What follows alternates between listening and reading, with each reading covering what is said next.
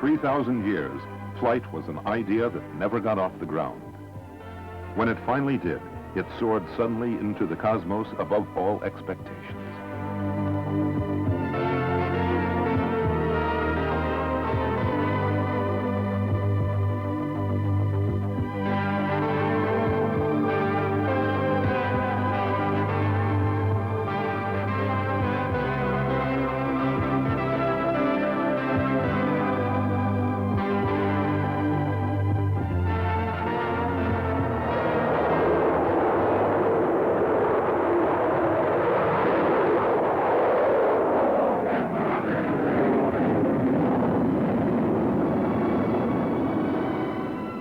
Flight has changed man's world, changed his life, changed his perception. The astonishing advances in aerodynamics have opened new horizons in travel, communications, defense. No technology in history ever bounded ahead as quickly as aircraft design. A man born before the Wright brothers first flew could pilot a supersonic jet before his 45th birthday. Travel calculated in months at the turn of the century was determined in hours by the middle of it. The awesome power and immaculate aerodynamics of today's aircraft has made flight not only an essential of modern life, but a standard of grace.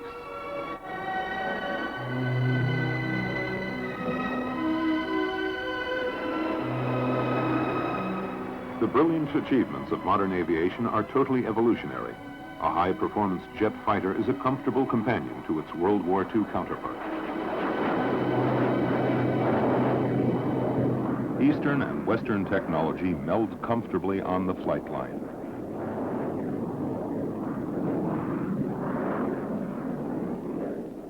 The genealogy of the airplane is well preserved around the globe it has made smaller by enthusiasts who turn the past into the present. As quickly as a new generation of aircraft left the drawing board, the old was discarded. Some airplanes were obsolete before they flew. Others saw long service, but were neglected when technology flew faster than they. An ordinary old airplane to the unknowing is a jewel box of aviation history to the informed.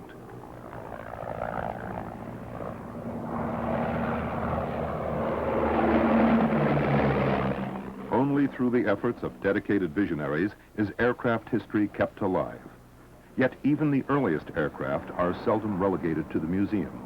They are a living, vibrant passion. Many of the quantum leaps in aircraft technology were products of military necessity, although the military were among the last to see the strategic and tactical advantage of flight. The First World War ended the airplane's novelty, the days when it was a fairground curiosity with little more purpose than to set distance and endurance records. For the first time, the entire world became aware of the significance of aircraft and the people who built them. Their names still resonate today: Fokker, Spad, Newport, Sopwith. The men who mastered them became legend. Germany's Red Baron, Manfred von Richthofen; America's Eddie Rickenbacker; France's Roland Garros. The men and machines formed squadrons of awesome repute: the Flying Circus, les Sicons, the Lafayette Escadrille. In a mix of fiction and fact, Snoopy of the comics does frequent battle with the Red Baron. Their Sopwith Camel and Fokker triplane were and are realities of the progress of flight. Prior to the First World War, aerial maneuvers were considered stunts, diversions for a curious public. Entertainment quickly became existence when the maneuverability of a plane spelled out the stark terms of life and death. Close combat dictated that the pilot present an elusive target, at the same time jockeying to get the opponent in his gun sights. The qualities that made an airplane a worthy foe in a dogfight made it a pleasure to manipulate after the hostilities. The huge surplus of aircraft after the armistice dulled further development into the 1930s. Then advances in engines and engineering overtook the aging equipment, and a new generation of aircraft left the boards. This Focke-Wulf Steiglitz trainer of 1932 is an important example of the highly aerobatic trainers that were to cradle the future pilots of the following war. It was used extensively by the embryo Luftwaffe and other European air forces, as well as South America, where a large number are still flown.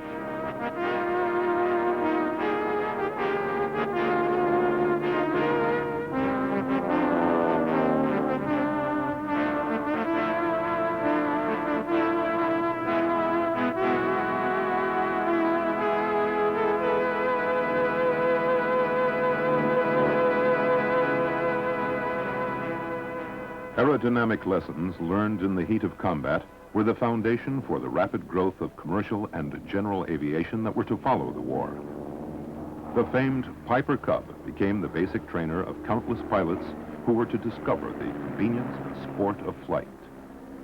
More than 40,000 Piper Cubs were built beginning in the 1930s, marking it as the most widely produced aircraft in history. A contemporary of the Piper Cub was the remarkable Feisler Storch, an observation plane that could become airborne almost in its own length and land at 25 miles per hour. These qualities allowed the first German officers to occupy Paris in 1940 by landing a pair of the Feislers in the Place de la Concorde. To restore and maintain a 50-year-old machine like the Storch calls for engineering and ingenuity. Broken and missing parts have to be crafted individually by hand. Years of neglect have to be stripped and sanded away. Enthusiasts scour the earth for vintage planes to be brought back as nearly as possible to original specifications, then retrace their steps seeking authentic engines and components. What cannot be found has to be fabricated. Some vintage aircraft are more replacement parts than original, but look identical to the day they first flew. After months and even years of work, the restored craft is ready to perform what gave it its name. The Greek word aeroplanos, wandering about in the air.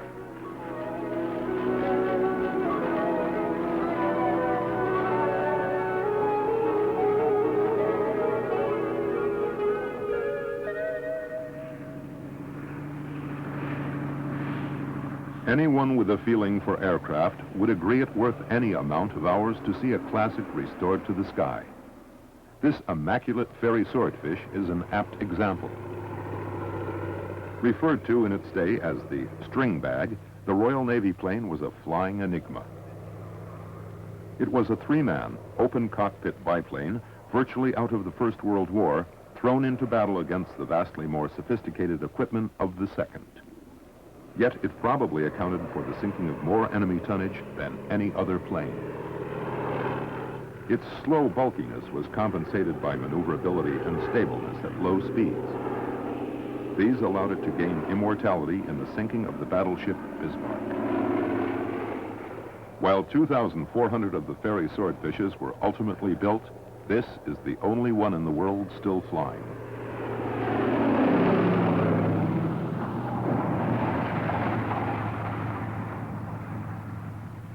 Another unique machine with even more singular replacement problems is the Yak-11, certainly the only Russian warplane in private hands. This one experienced engine failure over Cyprus and eventually found its way to England. As the Russians claimed that none were ever lost, they could hardly ask for its return. A tandem seat advanced trainer, it has a maximum speed of 290 miles an hour, and its short, light wings and concentration of weight give it spectacular roll and vertical power and make it a favorite at air shows. Alone among post-war airplanes, it depends on compressed air rather than hydraulics for all servo-assist operations, including starting.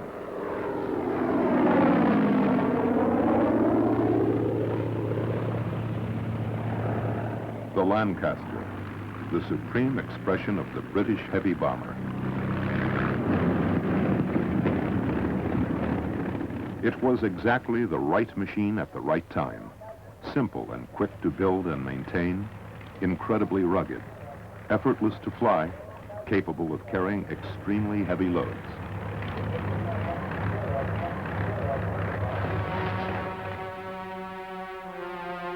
Formations of thousands droned nightly from England to Germany and Italy.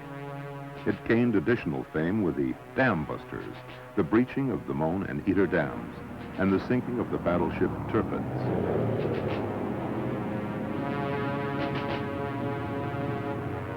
A design advance on the earlier unsuccessful Manchester bomber, the Lancaster was a winner from its first flight and remained essentially unchanged until it went out of production. It was designed to carry 4,000 pounds of bombs when it first flew in 1941. 4 years later, that capacity had increased more than 5 times over, with little more modification than increased engine power. The Royal Air Force retired the venerable Lancaster in 1956, but both the Canadian and French flew them into the mid-1960s.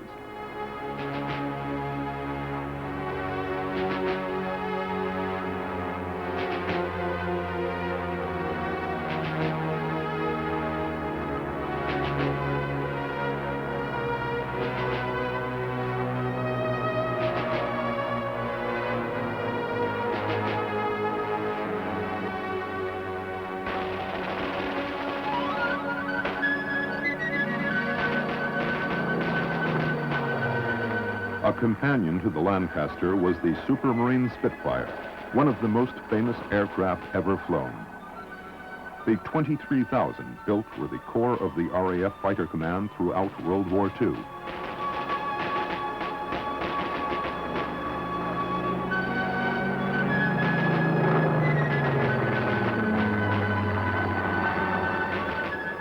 The Hurricane, in formation here with the Spitfire and Lancaster, actually did most of the fighting during the Battle of Britain in 1940, shooting down more enemy aircraft than all other RAF planes combined. All 3 World War II classics are flown and maintained on a voluntary basis by RAF pilots and ground crews.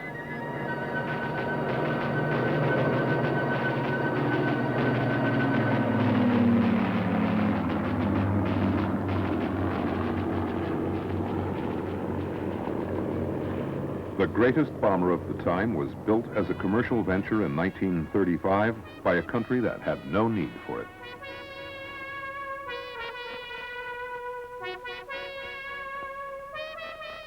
America's Boeing built the prototype B-17 Flying Fortress in a competition for a strategic bomber for the Air Corps, although the U.S. was out of bomb range of any likely enemies and equally beyond the range of any likely targets. Very few foresaw that 13,000 would be constructed during the next decade, and mass formations of fortresses would fight in every theater of the war.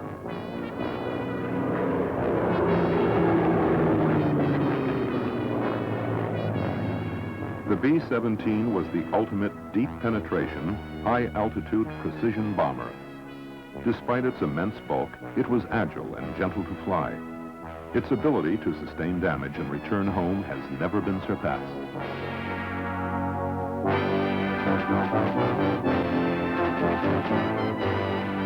The Flying Fortress set the stage for daylight bombing armadas capable of fighting their way through the strongest fighter opposition and making accurate attacks on individual targets. The 4 9-cylinder radial Wright engines gave the B-17 4,800 horsepower and some models a top speed in excess of 300 miles per hour. The turbocharged engines were capable of performing at 35,000 feet, vastly higher than most other bombers of the time.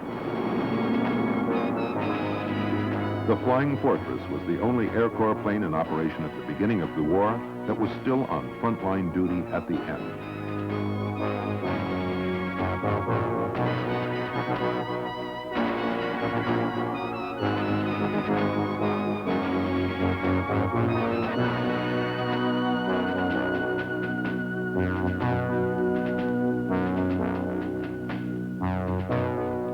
Many experts rate the North American P-51 Mustang the best all-around fighter of the Second World War. Many others rate it as the most aesthetically pleasing. American bomber pilots did not dispute either claim, as the Mustang was the first fighter capable of escorting them to their target and back.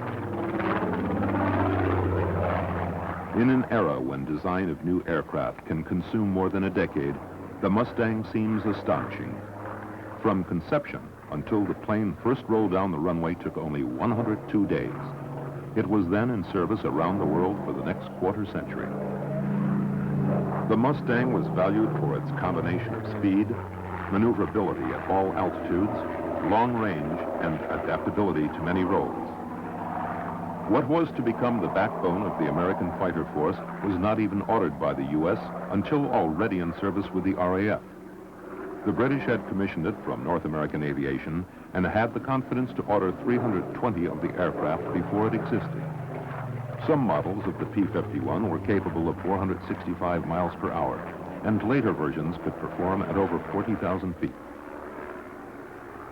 Aerobatics are probably as old as the Wright brothers' second flight. Once man proved he could fly, he found it great sport. The Royal Jordanian Falcon show the formation flying and synchronized aerobatics that span the eras of barnstorming and jet-age precision. Their planes, the American Pitts Special, was designed specifically for aerobatics, capable of withstanding the enormous stresses of aerial choreography.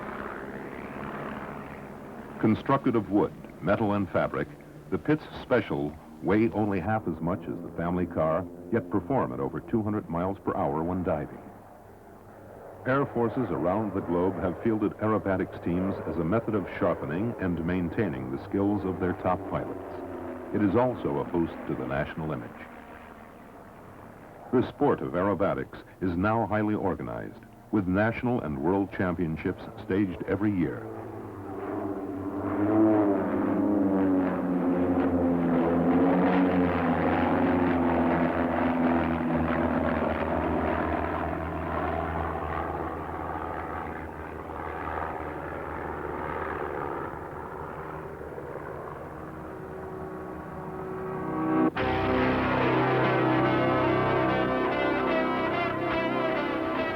The Pitts Special, which flies equally well inverted as the right way up, is also the plane selected by the Marlboro Aerobatics team.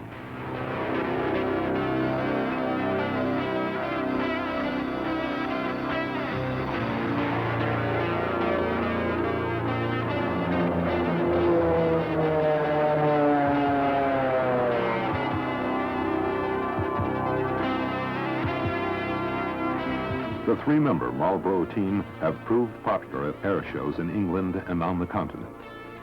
Their Pitts Specials were first designed in 1946, but have been constantly refined and upgraded like a Formula One car.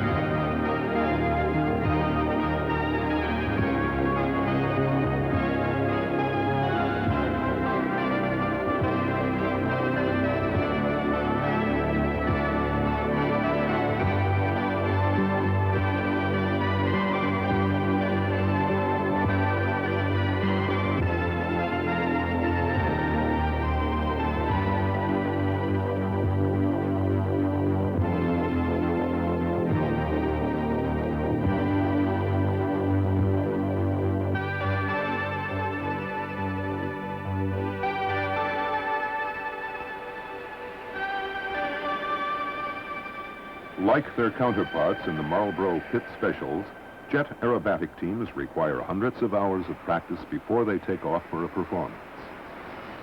Jet formation aerobatics is the highest form of the sport, with additional maneuvers made possible by the vast increase in power.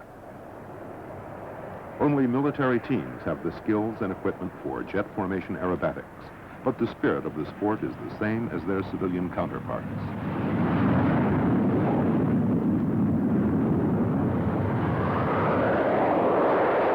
La Patrie de France, the French Air Force aerobatic team, perform in the Alpha Jet at speeds near the sound barrier.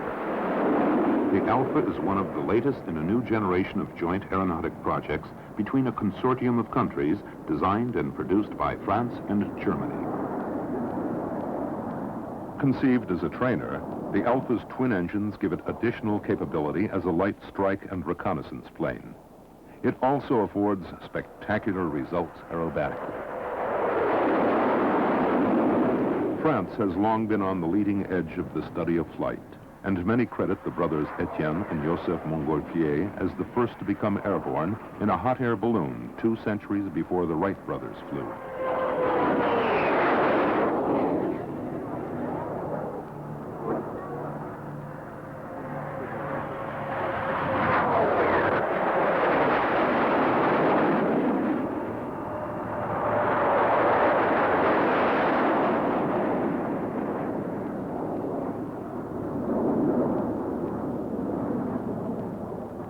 The latest French instrument of flight, the Alpha, has been adopted as an advanced trainer by Belgium and 4 African nations, in addition to France and Germany.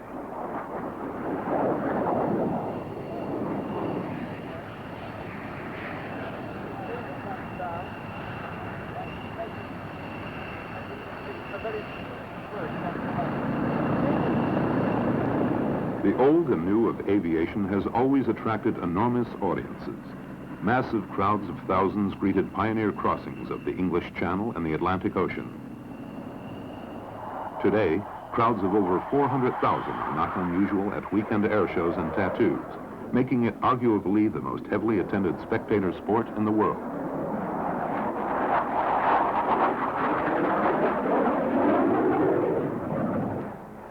Air shows are also among the most international of sports, with entrants in aerobatic competition traveling from around the globe.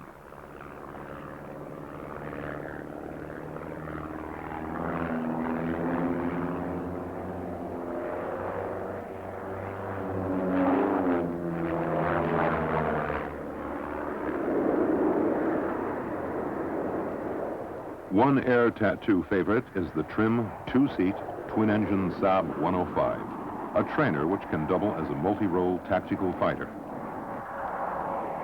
Its ability to operate from rough terrain and country roads, yet perform flashingly in the air, appeals to small countries with manifold defense requirements, such as Sweden, where it is built, and Austria, which has equipped its Air Force with it.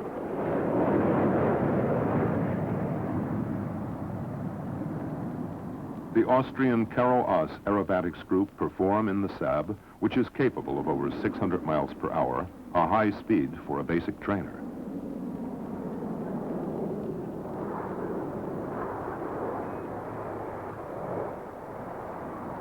For many air forces, aerobatics are the critical training ground for pilot skills taught in combat in earlier generations.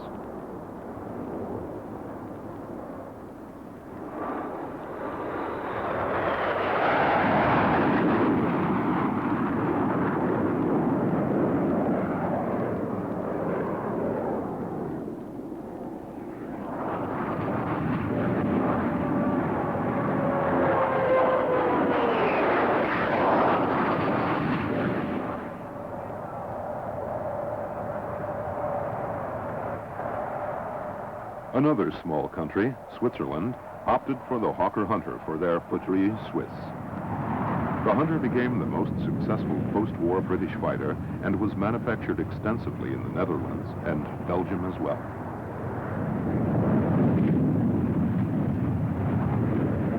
The aerobatic platform of the Swiss team has always been a thoroughbred and a pilot's favorite. Nearly 2,000 were built, and large numbers are still in service in 17 countries around the world.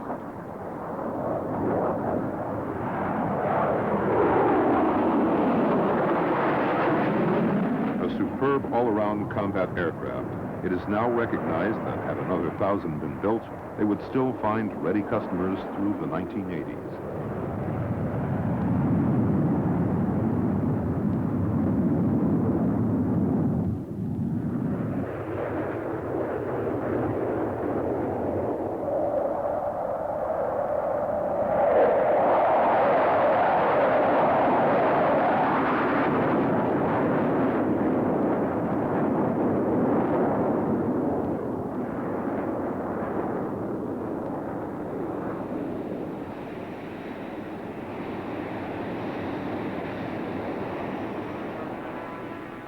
One of the most distinctive planes ever designed, the Hawker Siddeley Vulcan was created by essentially the same team that built the Lancaster.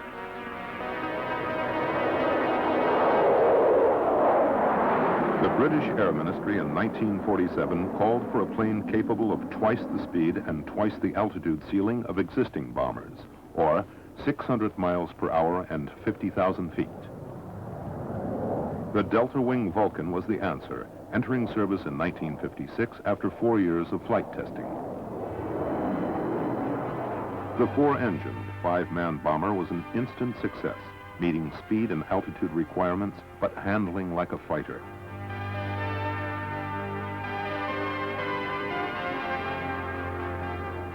It was this ability that gave the Vulcan a second life in the 1960s, when high-flying bombers became vulnerable to advanced electronics and missiles.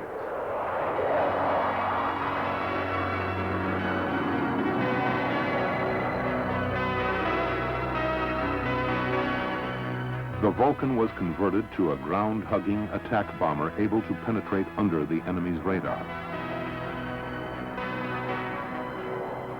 Like the classic American B-52 of the 1950s, the Vulcan continued to be a valuable strategic weapon into the 1980s.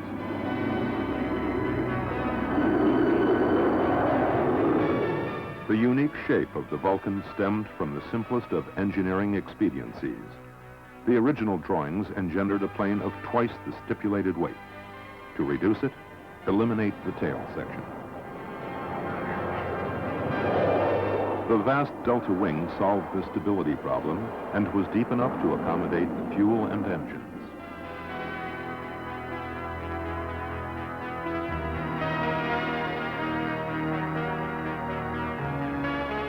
At air shows, the Vulcan became known for the near-stall turns executed after an initial climb of unbelievable steepness. No other airplane of such size and mass ever had such nimble flight characteristics.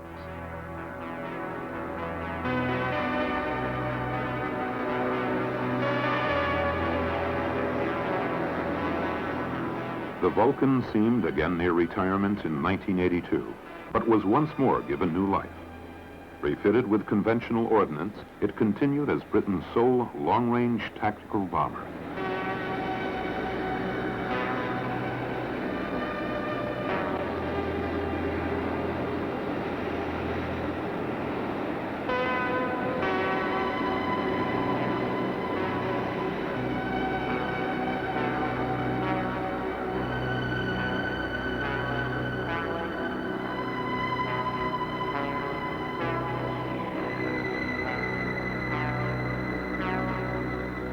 No one who has ever seen the Vulcan fly will forget it.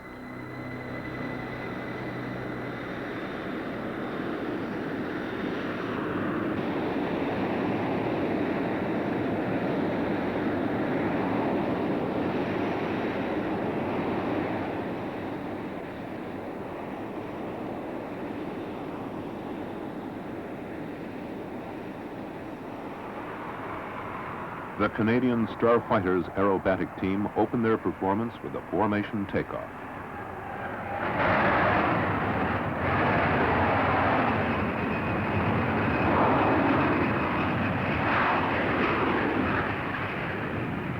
Their Lockheed F-104 Starfighter was the first combat craft capable of sustained speeds of more than Mach 2, and with a wingspan of 6.7 meters, was the smallest American service aircraft ever built.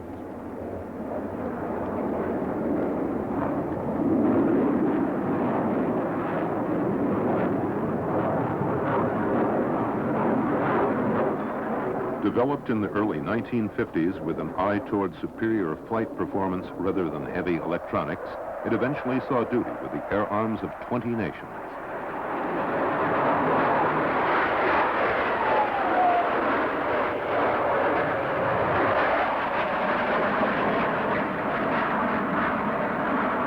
Several starfighters were modified for astronaut training with NASA, and one, with rocket boost, set a world altitude record of over 23 miles in 1963.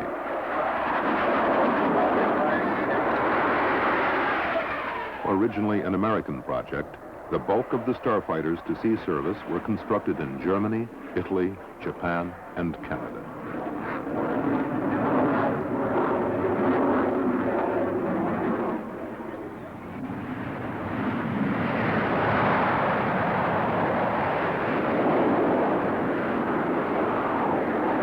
It is an old adage in physics that, aerodynamically, it should be impossible for a bee to fly. The Hawker Harrier is the bee of aircraft, a machine with the hovering, takeoff, and landing capabilities of a helicopter, yet the ability to rocket off at supersonic speeds.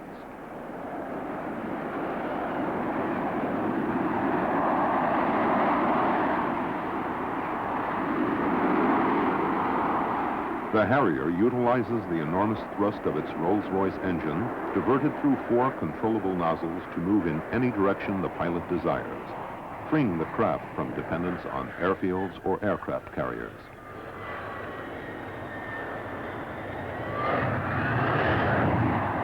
The potential of operating a supersonic craft from the front lines appealed to the U.S. Marines, who became the largest single customer for the British plane.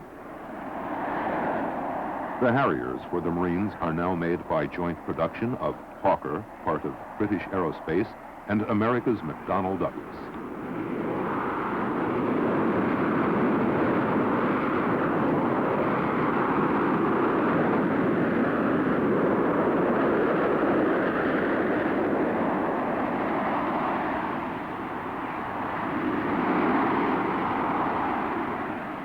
While capable of vertical takeoff and landing with deflected thrust, the Harrier can move out at Mach 1 and climb at a rate of nearly 10 miles a minute in conventional flight.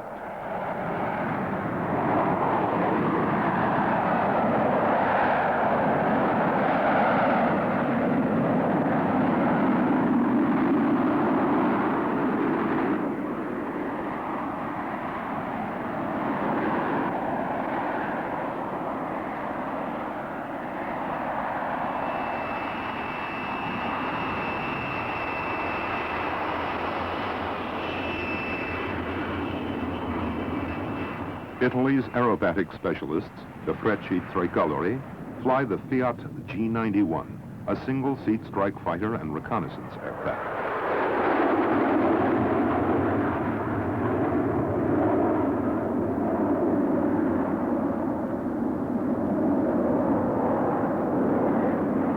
Its power plant can push it well beyond 600 knots in the latest variation of a plane that first flew a quarter century earlier.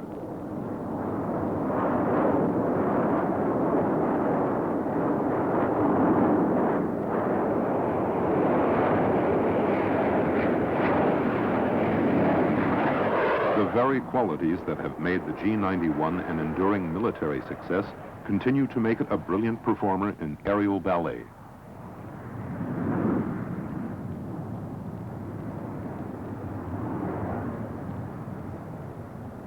The G91 is the product of a 1953 NATO search for a light tactical fighter, rugged, easy to maintain, and able to operate from rough forward airstrips.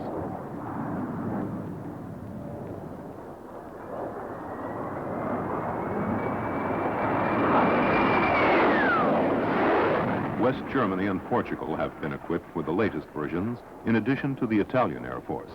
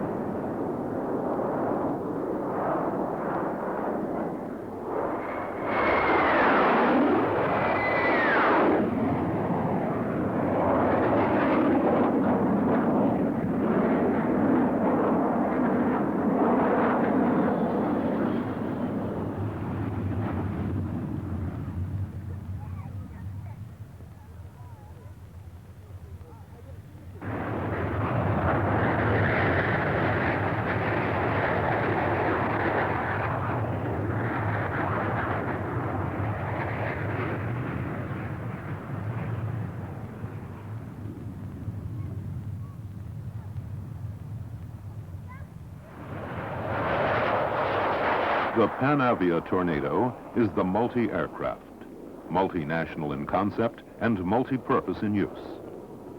It is the product of the combined efforts of the British, German, and Italian aerospace industries. Its mission is essentially everything required of a modern military aircraft: close air support, long-range interdiction and strike, naval service, air superiority, defense, reconnaissance, and training.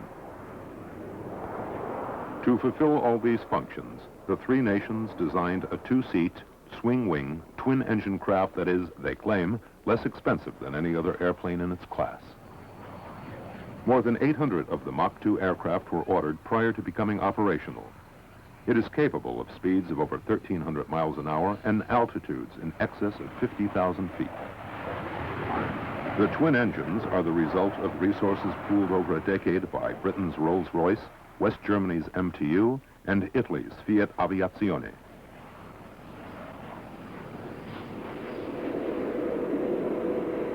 The BAC F-1 Lightning, like the Vulcan, was the product of a 1947 study contract for a supersonic aircraft. A prototype flew in 1952 and went into service by the middle of the decade. It gave the RAF its first all-weather interceptor with radar, guided missiles, and supersonic performance.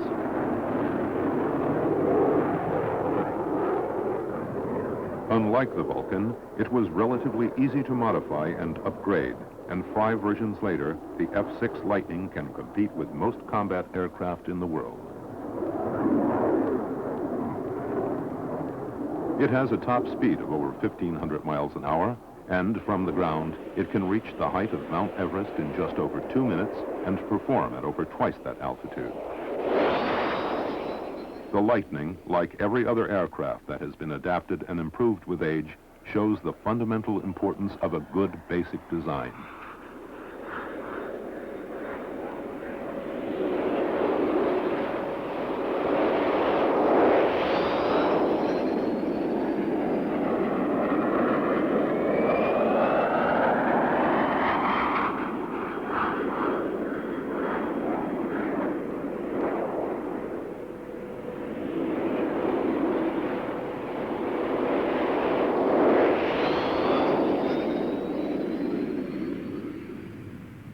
Emergence of a new generation of aircraft by potential adversaries convinced the U.S. Air Force that it was lagging far behind in fighter aircraft in the late 1960s.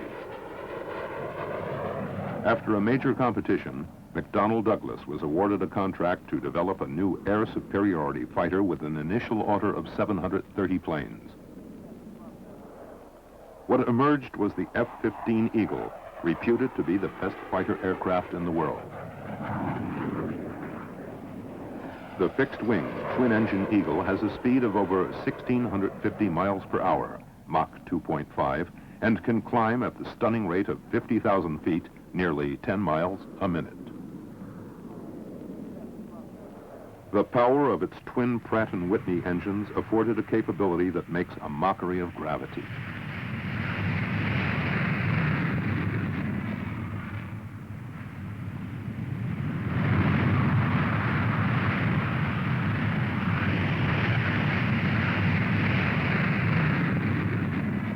Designed as an uncompromising machine for interception and air combat, the F-15 also has formidable attack ability of intercontinental range.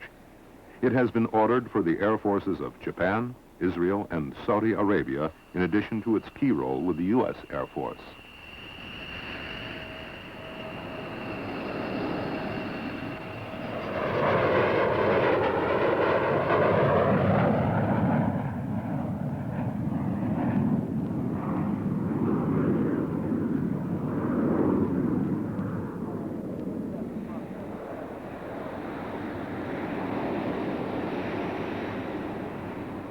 One of the most important combat aircraft well into the next century began simply as a technical demonstration of the possibility of building a fighter that was significantly smaller and less costly than the F-15.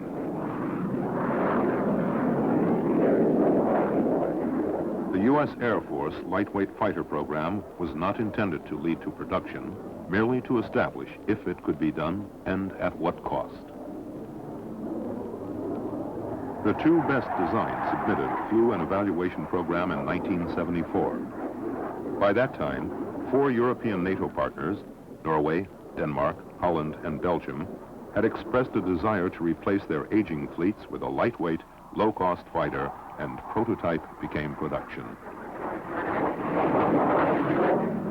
The General Dynamics F-16 was chosen after rigorous competition by the 4 countries, and with a major order from the U.S. Air Force, initial production numbered over 1,500. The single engine of the craft, developed first for the F-15, propels it to over 1,300 miles an hour and to altitudes of 60,000 feet. Conceived as a simple, agile fighter, it has also been successfully employed as an attack bomber.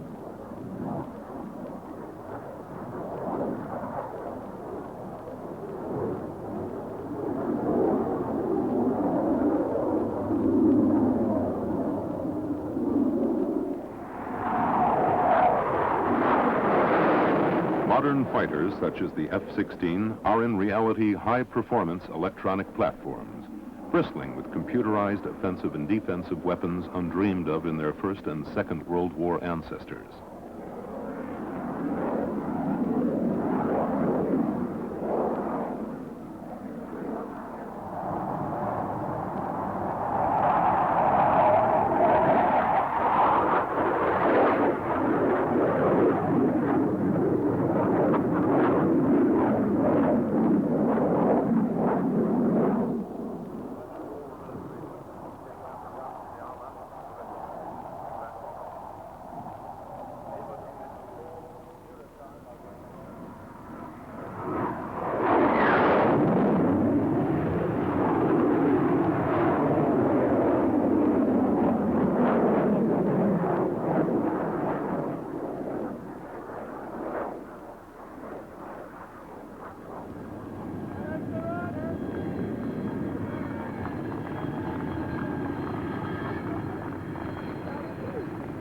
The only all-new British aircraft in 15 years is the British Aerospace Hawk, a trainer that can achieve near supersonic speeds and an altitude of 50,000 feet and has already climbed to success.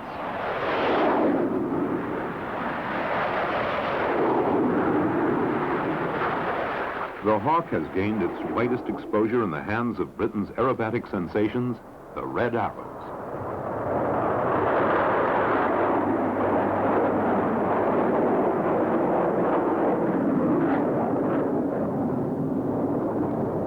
The 9-plane Red Arrows team of the Royal Air Force is the standard by which all other precision aerobatic groups are judged.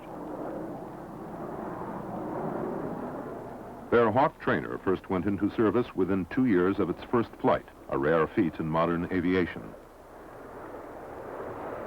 In addition to the RAF, the Hawk is in service with air forces in Finland, Indonesia, and Kenya. The U.S. Navy has ordered 300 as its prime basic trainer through the end of the century, selecting it above American and European competition. The Hawk's reliability and economy were cited as the determining factors. The Red Arrows graphically attest also to its performance and power.